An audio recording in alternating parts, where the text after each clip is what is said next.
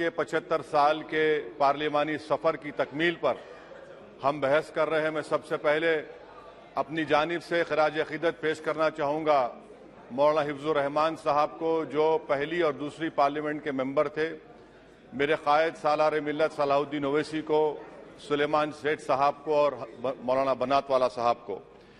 जनाब मोहतरम, इस ऐवान की नाकामियों का भी जिक्र हमको करना जरूरी है। 75 साल का तारीखी सफर इस ऐवान ने मुकम्मल किया। ये ऐवान एक इमारत नहीं है मेरी नजर में, ये ऐवान इस वतन अजीज का एक दिल है, जो बाहर जो गरीब और मजलूम अवाम की तकलीफ को महसूस करे, इसीलिए मैं इसको दिल कहता हूं। मैं आपके सामने 15 मिसालें पेश करूंगा जहां पर इस ऐवान ने अपनी नाकामी का सबूत पेश किया। एक उस वक्त जब दिल्ली की सड़कों पर सिखों की नस्लकशी की जा रही थी। एक उस वक्त जब 6 दिसंबर को बाबरी मस्जिद की शहादत हुई। आ रहा हूं भागलपुर, जिसमें रेशम के कारोबार को खत्म किया गया, मुसलमानों को दफना दिया और वहां पर फूल गोभी उगना शुरू हो गई। एक उस वक्त नाकामी साबित हुई जब मुजफ्फरनगर और गुजरात में नस्लकशी की गई। एक उस वक्त सर जब हम देखते हैं कि मुंबई की सड़कों पर इंसानियत का नंगा नाच हुआ। एक उस वक्त जब इस ऐवान में टाडा पोटा का काला कानून बनाया गया, यूएपीए का कानून बनाया गया, आफ्सपा का कानून बनाया गया, जिसको 1 साल के लिए बनाया गया था। 58 में हम 2023 में आ गए।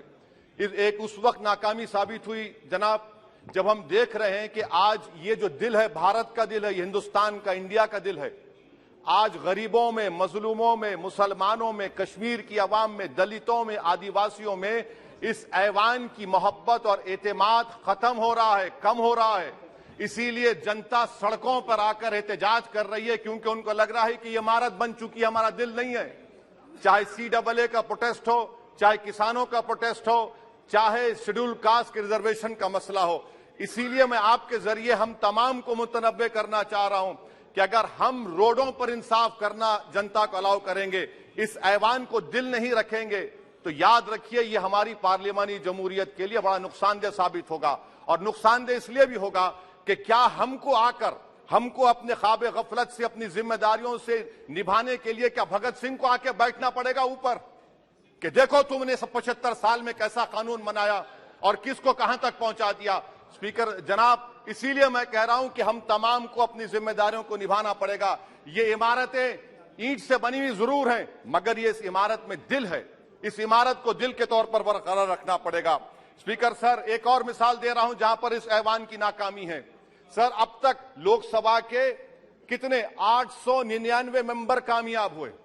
अब बताइए सर, पार्लियामेंट्री जमहूरियत में शराकतदारी की जमहूरियत है, रिप्रेजेंटेटिव फॉर्म ऑफ डेमोक्रेसी में 808,999 में कितने मुसलमान कामयाब हुए? कितने सर? 520, जबकि 1070 को इस ऐवान का मेंबर होना चाहिए था। कितना डिप्रीविएशन है सर, कितना डिप्रीविएशन है? 92% डिप्रीविएशन है। इस मौजूदा पार्लियामेंट में स्पीकर साहब सिर्फ 26 हैं, 14% मुसलमान और सिर्फ 4.8 उनका रिप्रेजेंटेशन है। बताइए, हम वोट डालने वाले बन गए, वोट लेने वाले नहीं बने। या तो हकीकत यह है कि आप वोट डालना नहीं चाहते उनको, आप सबको वोट डालेंगे, मगर जहां पर मुसलमान आएगा वो कामयाब नहीं होगा। बताइए, जब दिल में एक 14% आबादी की नुमाइंदगी नहीं होगी तो आप क्या फैसले करेंगे? क्या इस ऐवान को हम कहेंगे कि ये रिप्रेजेंटेटिव फॉर्म ऑफ डेमोक्रेसी है? स्पीकर साहब, मैं आपको एक और मिसाल देना चाह रहा हूं। बाबा साहिब अम्बेडकर ने सही कहा था, अंग्रेज उस जमाने में पार्लियामेंट बुलाते थे टैक्स बढ़ाने के लिए। हम उसी रास्ते पर जा रहे हैं, हम उसी रास्ते पर जा रहे हैं। हम तो बाबा साहब अम्बेडकर को हमने सच साबित कर दिया। स्पीकर सर, आखिर में मैं आपको बताना चाहूंगा कि आज आप देखिए कि चाणक्य ने क्या कहा था। चाणक्य ने सही कहा था। चाणक्य ने सही कहा था कि जब राज चलाने वाले व्यापारी हो जाएंगे तो उस राज के लोग भिखारी हो जाएंगे।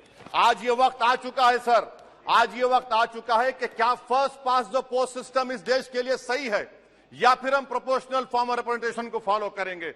First pass the post system, जिसके पास एक मजहब का वोट होगा, जिसके पास दौलत होगी, वही इस ऐवान में आ रहा है। इसीलिए हम कह रहे हैं कि आप इस जमहूरियत की नाक, कहीं ये जमहूरियत कमजोर ना हो जाए, मुझे इस बात का डर है सर। आखिर में मैं खत्म करने से पहले, एक बहुत बड़े शायर ने कहा था, उस पर खत्म करना चाहूंगा कि अभी चिरागे सरे राह को कुछ खबर ही नहीं, अभी चिरागे सरे राह को कुछ खबर ही नहीं, अभी गिरानिए शब में कमी नहीं आई, अभी गिरानिए शब में कमी नहीं आई, निजात दीदे दिल की घड़ी नहीं आई, चले चलो कि मंजिल अभी नहीं आई। स्पीकर साहब, आखिर में याद रखिए एक बात को मैं सबसे कह रहा हूं कि पिच बदलने से गेम नहीं बदलता, गेम को बदलना पड़ेगा।